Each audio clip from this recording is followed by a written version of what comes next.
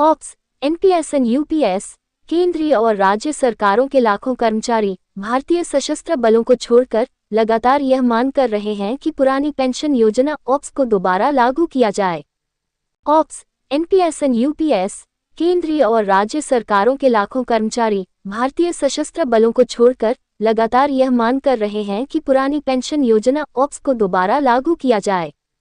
दरअसल जनवरी 2004 में केंद्र सरकार ने नई नेशनल पेंशन स्कीम एनपीएस लागू की थी, जिससे दशकों पुरानी गारंटीड और गैर योगदान आधारित ऑप्स को समाप्त कर दिया गया।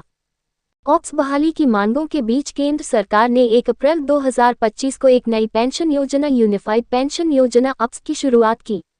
ये योजना एनपीएस और ऑप्स दोनों की विशेषताओं का मिश्रण है।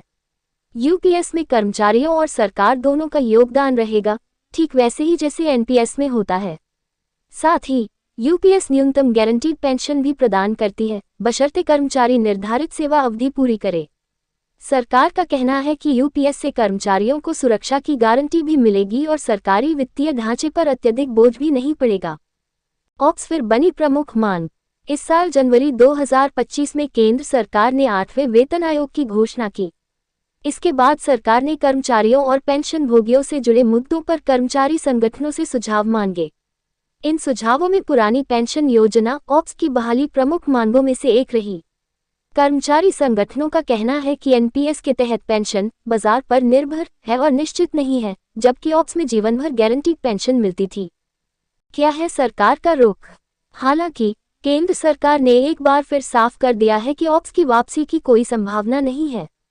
हाल ही में हुई केंद्रीय मंत्रिमंडल की बैठक, जिसकी अध्यक्षता प्रधानमंत्री नरेंद्र मोदी ने की, में 8वें वेतन आयोग के टर्म्स ऑफ रेफरेंस टॉर को मंजूरी दी गई।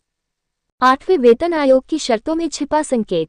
सरकार द्वारा मंजूर किए गए टर्म्स के अनुसार 8वां वेतन आयोग अपनी रिपोर्ट 18 महीनों के भीतर देगा।